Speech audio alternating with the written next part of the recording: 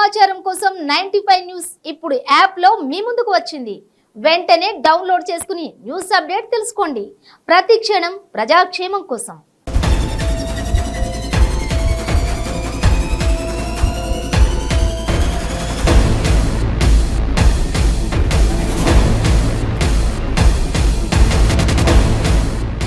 Hi words, మీ చుట్టూ జరుగుతున్న పరిస్థితులను గమనిస్తున్నారా? అంతా బాగుందా? అలా అని అప్రమత్తంగా లేకుంటే అంతే సంగతులు.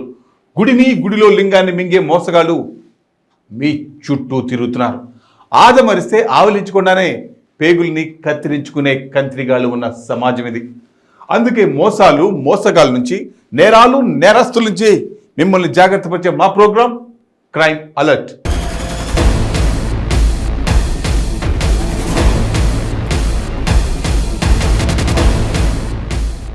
అన్నప్రసన్న రోజు పిల్లలు ఏదైనా పట్టుకోవడానికి వస్తుంటే ఎక్కడ కత్తి పట్టుకుంటాడో అని భయపడి అట్రా ఇటు ఇటు ఇటు అని ఆ బాబుని పిలుస్తుంటారు.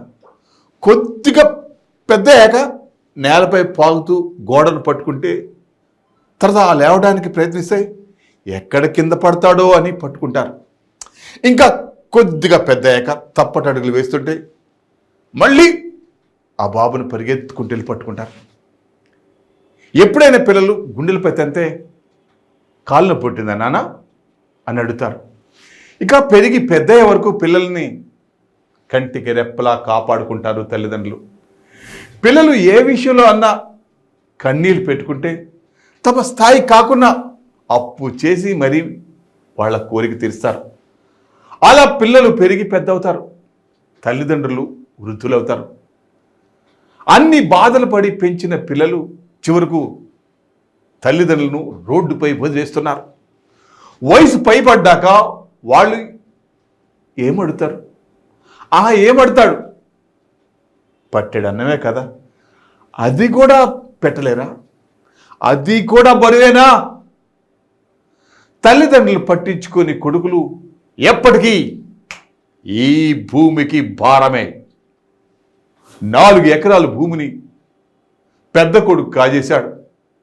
భూమి ఆయనకు పోయింది కాబట్టి నువ్వు మాకొద్దు అని మిగతా 2 కొడుకులు రోడ్డుపై నెట్టేశారు. ఇప్పుడు దిక్కు లేక, ఉండడానికి జాగలేక, చలికి గజ వణుకుతూ బస్ స్టాండ్లోనే కాలం వెళ్లదీస్తున్నారు. ఈ సంఘటన ఎక్కడ జరిగిందో తెలుసా? నవమాసాలు మోసి పురిటి నొప్పులను ఓర్చుకుని 3 బిడ్డలకు జన్మనిచ్చిన తల్లిని, తన జీవితాన్ని ధారపోసి పెంచి పెద్ద చేసి తనకు బాసటగా నిలుస్తారని ఆశలు పెట్టుకున్న తండ్రిని వీధిన పడేశారు కొడుకులు.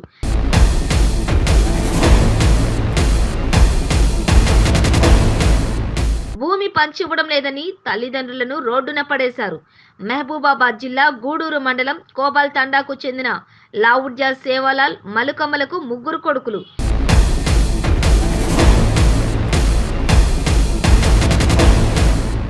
వీరు కష్టపడి సంపాదించుకున్న 4 ఎకరాల భూమిని పెద్ద కొడుకు తమకు తెలియకుండానే భూమిని ఆక్రమించుకుని తన పేరుపై పట్టా చేసుకుని ఈ భూమి తనదేనని తల్లిదండ్రులను బయటకు నెట్టేయడంతో స్థానిక బస్టాండ్లో గత 15 రోజులుగా నివాసం ఏర్పాటు చేసుకుని జీవిస్తున్నారు.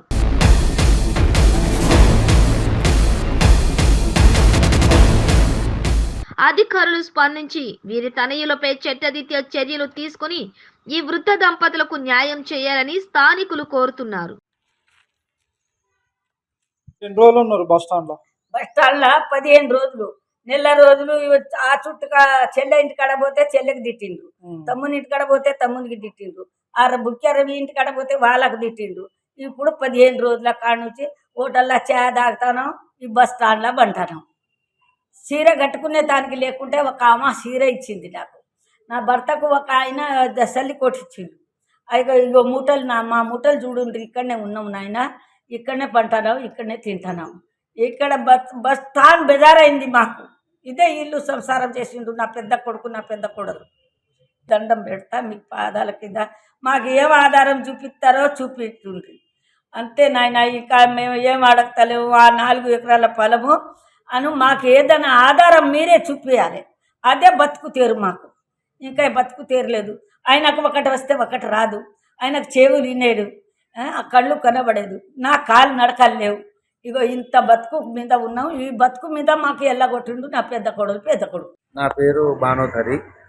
గత 15 రోజుల నుంచి వెళ్ళి విశాఖపట్నం తండా బిల్లది నివాసము. 3 కొడుకులు. పెద్ద కొడుకు వీళ్ళ స్థలాన్ని ఆక్రమించుకొని 4 ఎకరాలు తన పేరు మీద చేసుకొని, మీకు స్థలం ఎక్కడదని ఇక్కడి నుంచి వెళ్ళగొడితే వీళ్ళు బలార్సలా ఉండడం జరుగుతున్నది. అక్కడ 2 కొడుకులు కూడా ఉన్న ఆస్తి అంతా పెద్ద కొడుకే ఇచ్చినావు కదా, ఆ ఆస్తి మా 3కి 3 భాగాలు పంచిస్తే మేము మిమ్మల్ని స్థానం కల్పించి కొంచెం చూసుకుంటామని వాళ్ళు కూడా అక్కడి నుంచి వెళ్ళడం జరిగినది. గత 15 రోజుల నుంచి గూడూరు బస్టాండ్లోనే వాళ్ళు ఉంటున్నారు. అది కాకుండా ఇక్కడ స్థానికంగా ప్రజాప్రతినిధులు కానీ ఇక్కడ అధికారులు వారికి సహాయం చేయాలని కోరుకుంటున్నారు. 4 ఎకరాలు సాగుంటే నా పెద్ద కొడుకు వాడే ఆక్రమించుకున్నాడు. ఇప్పుడు 2 కొడుకులు ఏమంటారు, నువ్వు భూమి వానికి ఇచ్చిన కదా, వాని దగ్గర పోయి తిండు, వాడు బతుకు అని 2 కొడుకులు అంటారు. వీడేమి నీ భూమి ఎక్కడిది, నేను కొన్నా అని వీడు అంటాడు. ఇప్పుడు ఆ భూమి నాకు ఇప్పిస్తే దాని ఆధారంగా నేను బతుకుతా. మీరే తల్లిదండ్రులు ఆధారం మాకు.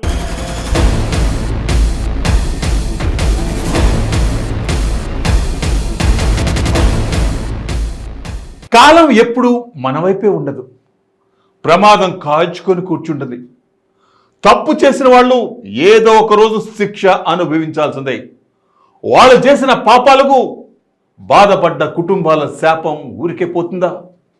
ఏ అవసరానికి డబ్బు ఇంట్లో పెట్టుకున్నారో, ఏ అవసరానికి బంగారం కొనుక్కున్నారో అంతా దొంగలు దోచుకుపోతే ఆ రోజు వాళ్ళు ఎంత బాధపడి ఉంటారో తెలుసా? ఆ బాధలో ఎన్ని శాపాలు పెట్టుంటారో.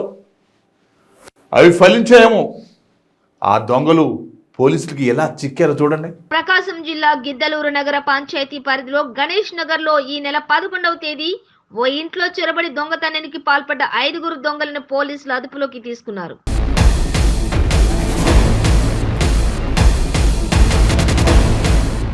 అదుపులోకి తీసుకున్న వారి వద్ద నుండి 9,50,000 రూపాయల నగదు, 92 గ్రాముల బంగారాన్ని స్వాధీనం చేసుకున్నారు.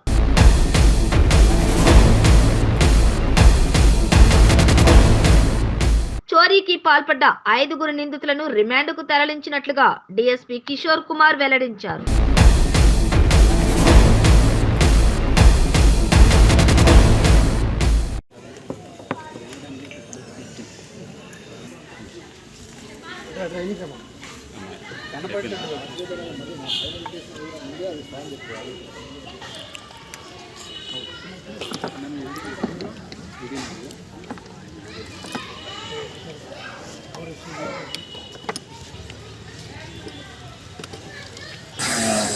గిద్దలూరు పోలీస్ స్టేషన్లో 15న ఒక కంప్లైంట్ రిజిస్టర్ చేయడం జరిగింది. కంప్లైంట్ పేరు కురాకు పుష్పలత. ఆ కంప్లైంట్లో ఏంటంటే వాళ్ళు 11న తిరుమల వెళ్తారు. తిరుమల వెళ్ళేటప్పుడు అగైన్ 15న వచ్చి చూసుకోగా వాళ్ళ ఇంట్లో దొంగతనం జరిగింది. అన్నోన్ అఫెండర్స్ దొంగతనం చేశారు. ఆ దొంగతనంలో టోటల్ 9 lakhs క్యాష్, అదేవిధంగా 92 గ్రామ్ గోల్డ్ జ్యువెలరీ పోయిందనేది కంప్లైంట్. ఆఫ్టర్ దట్ మా ఎస్పీ మేడం గారి యొక్క ఇన్స్ట్రక్షన్ ప్రకారం Giddalur SI and SI Racherla, SI Komarolu వీళ్ళంతా 2 టీమ్స్గా ఫామ్ అయ్యి గిద్దలూరు సిఐ యొక్క ఆధ్వర్యంలో చాలా ఎఫర్ట్స్ పెట్టడం జరిగింది. ఎఫర్ట్స్ పెడుతూ ఈరోజు మాకు లీడ్ రావడం జరిగింది. ఈ లీడ్లో మేము ఒక 5 మెంబర్స్ని అరెస్ట్ చేసాం. ఈరోజు ఈ పొంగల్వీడు గ్రామం దగ్గర అంకాలమ్మ గుడి దగ్గర 5 మెంబర్స్ని అరెస్ట్ చేయగా ఆ 5 మెంబర్స్ ఎవరంటే శివానాయక్, ఇతనిది గిద్దలూరు వెల్లిపల్లి గ్రామం, అదేవిధంగా పాశం మోహన్ పొంగల్వీడు గ్రామం, అండ్ దగ్గుపాటి పట్టాటి రంగయ్య, ఇతనిది కూడా దేవీపేట మండల్, షేక్ రియాజ్ అనే అతను కొమ్మరోలు, కంబం లక్ష్మీ తేజ. వీళ్ళు 5 మెంబర్స్ కూడా ఈ అఫెన్స్ చేసినట్టు వాళ్ళు ఒప్పుకున్నారు. వాళ్ళ దగ్గర నుంచి టోటల్ 9,50,000 క్యాష్, అదేవిధంగా 1,84,000 వర్త్ గల జ్యువెలరీ రికవరీ చేయడం జరిగింది. ఈ యొక్క క్రైమ్స్తో పాటు ఈ పాశం మోహన్ అనే వ్యక్తి మాకు 170/22 అనే క్రైమ్ కూడా జరిగింది పెద్దలూరు పిఎస్ లిమిట్స్లో. ఆ క్రైమ్లో కూడా ఇతను పార్టిసిపేట్ చేశారని ఒప్పుకున్నాడు. అదేవిధంగా షేక్ రియాజ్ అనే అతను కొమరోల్లో కూడా మాకు 134/22 అనే క్రైమ్ కూడా అతను కమిట్ చేసినట్టు అంగీకరించారు. టోటల్గా ఈరోజు వాళ్ళ దగ్గర నుంచి 12,14,000 వర్త్ క్యాష్ అండ్ జ్యువెలరీని రికవరీ చేయడం జరిగింది. ఈ యొక్క కేసులో చాలా తొందరగా వెరిఫై చేసినందుకు ఎస్పీ గారు టోటల్ మా టీంని అందరినీ కూడా అప్రిషియేట్ చేయడం జరిగిందండి. Thank you.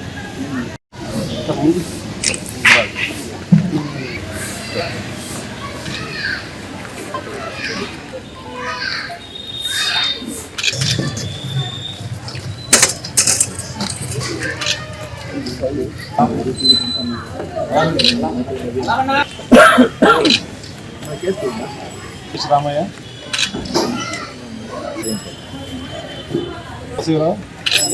సాంబార్ శివారెడ్డి రత్నం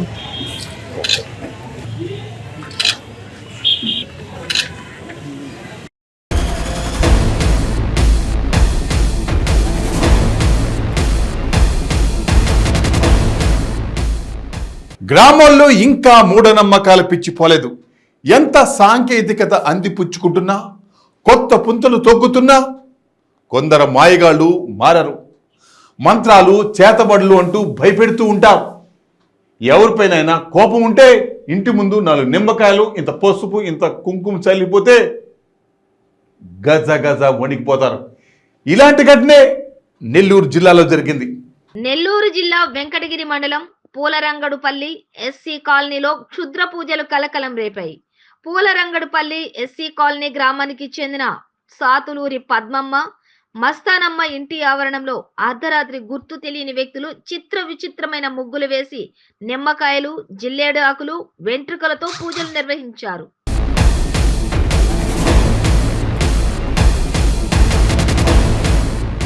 గమనించిన వారు ఇదంతా వారి దూరపు బంధువులతో పాటు అదే గ్రామానికి చెందిన మరికొందరు వ్యక్తులు తనను, తన బిడ్డను చంపాలని ఆలోచనతో కుట్ర పన్ని మంత్రగాళ్ల ద్వారా చేతబడులు, క్షుద్ర పూజలు చేశారని మస్తానమ్మ ఆరోపిస్తున్నారు.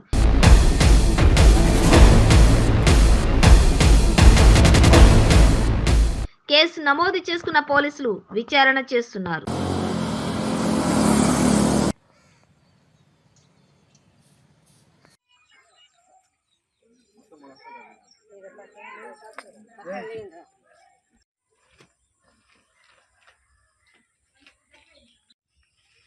ఎవరు మొత్తం చెప్పండి.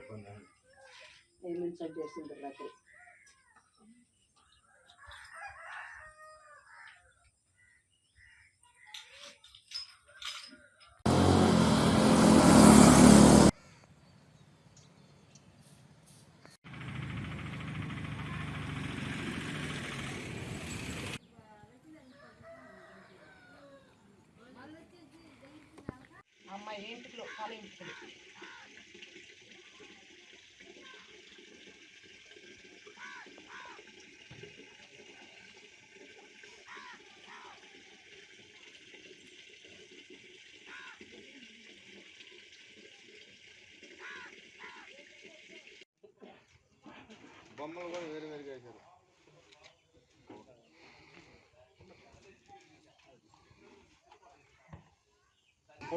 ఇక్కడ ఏదో క్షుద్ర పూజలో ఈ చేతబడిలో మాకు తెలియదు సార్. చిన్న బాబు నేను ఉండేది, చిన్న పిల్లకాయలు తిరిగేది విధంగా చేసి పెట్టున్నారు. మాకైతే ప్రాణహాని ఉంది. చాలా రోజులు అని చెప్తే నేను బాధపడి 1 మంత్ నుంచి ఇంట్లోంచి కూడా నేను బయట అడుగు పెట్టలేదు సార్. ఇంట్లోనే ఉన్నా. ఈ విధంగా చేసేసారు. చిన్న బాబు ఉండేది. మామూలు ఏం చేయాలని సార్? చచ్చిపోవాలనే, చంపాలనే. మాకైతే ప్రాణహాని ఉంది. మాకు రక్షణ కల్పించాలా, దీనికి మాకు న్యాయం చేయాలి. నేనైతే ఆ పని చేయలే, కానీ కావాలనే వాళ్ళు చెప్పి కామ్గా అయిపోయారు సార్. కామ్గా అయిపోయిన తర్వాత నేను అసలు ఇంట్లోంచి అడిగే బయట పెట్టట్లేదు సార్.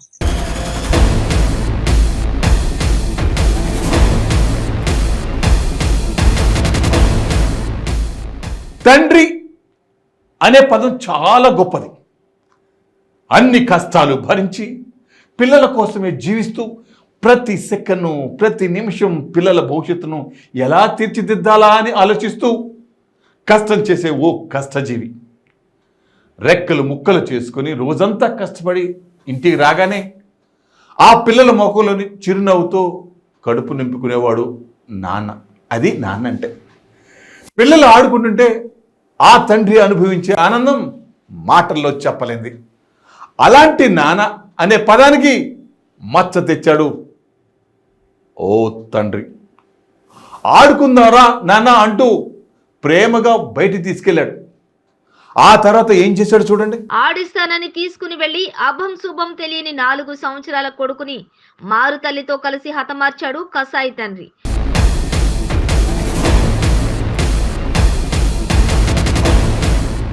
ఈ దారుణ ఘటన మహబూబాబాద్ జిల్లా కేంద్రంలోని బీసీ కాలనీలో చోటు చేసుకుంది.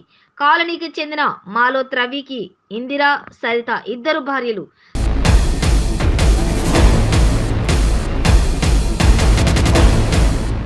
చిన్న భార్య సరిత కుమారుడు నేహాల్ తండ్రితో కలిసి నిన్న రాత్రి పెద్ద భార్య ఇందిర ఇంటికి వెళ్లి చికెన్తో భోజనం చేయగా నిహాల్ అస్వస్థతకు గురయ్యాడు. వెంటనే అస్వస్థతకు గురైన బాలుడిని జిల్లా ఆసుపత్రికి తరలించి చికిత్స అందిస్తుండగా బాలుడు మృతి చెందాడు.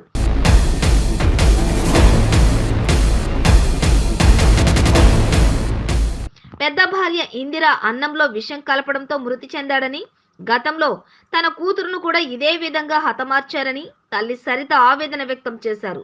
నా కుమారుడిని హతమార్చిన రవి, పెద్ద భార్య ఇందిరపై చర్యలు తీసుకుని తమకు న్యాయం చేయాలని కోరుతున్నారు.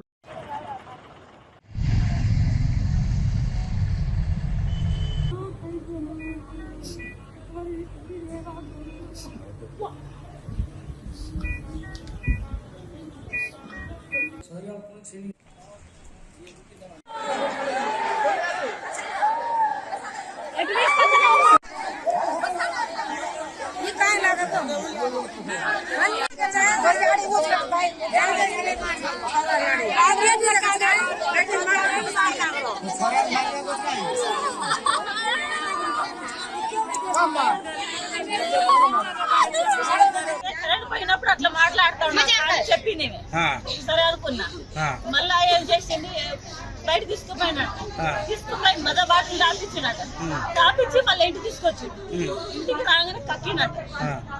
కక్కున్నా అబ్బాయి అని తీసుకొచ్చిరట హాస్పిటల్. చూపిటేంట ఏం కాలేదని చెప్పిరట.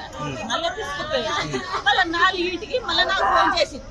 4ంటికి ఫోన్ చేస్తే వచ్చినా నేను. ఏమైందంటే థమ్స్అప్ మద బాటిల్ తాగినాక బాగానే కక్కిండు, బాగా సోయి లేకుండా పడ్డాడు. నువ్వు రా అంటే నేను వచ్చిన. ఎట్లా తాగిండు ఏదంటే నేనే తెప్పించినా, నేనే తాగించినా అని అన్నాడు. ఏ హాస్పిటల్లో పోదా, వాళ్ళు లేవరు, ఇప్పుడు డాక్టర్లు ఒక్కరు కూడా లేవరు. నేను తీసుకుపోదా అని ఒక గ్లూకోజ్ ఎక్కి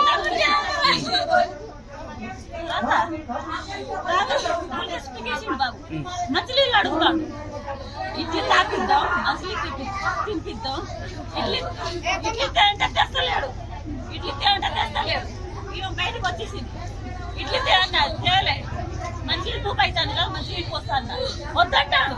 నేను పోస్తా మంచినీళ్ళు అన్నాడు. పోసినారని తాగి ఇడ్లీ తేపో అంటే పోతలేడు. ఏ హాస్పిటల్ కడుపుపోదా అంటే మాట్లాడతలేడు. నేనన్నా తీసుకుపోదా అని పిల్లడు ఎక్కువ ముక్కొచ్చాను. రాగానే డాక్టర్లు ఏం చెప్పారు, నేను చూస్తామా అని మళ్ళీ తీసుకుపోయింది డాక్టర్.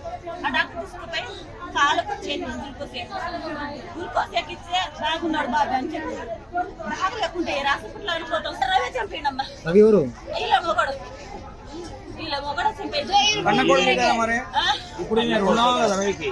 సొంత కొడుకే కదా.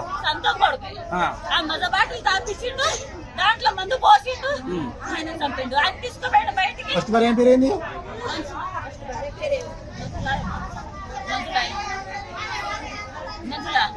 పేరు ఇందిరా కదా. ఏమో సరిత. ఈమెకి కొడుకు బిడ్డ ఉండే, బిడ్డ పోయింది. ఇద్దరు ఒకటే కాలనీలు ఉంటాడు కదా మరి వీళ్ళిద్దరు అక్క చెల్లెళ్ళు. పక్క ఇల్లు కదా.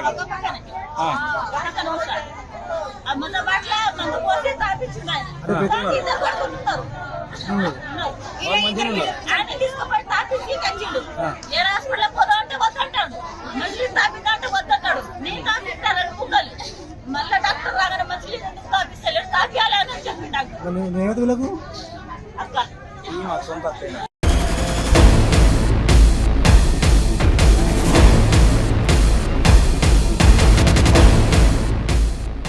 సో వివర్స్ ఇది ఇవాళ క్రైమ్ అలర్ట్.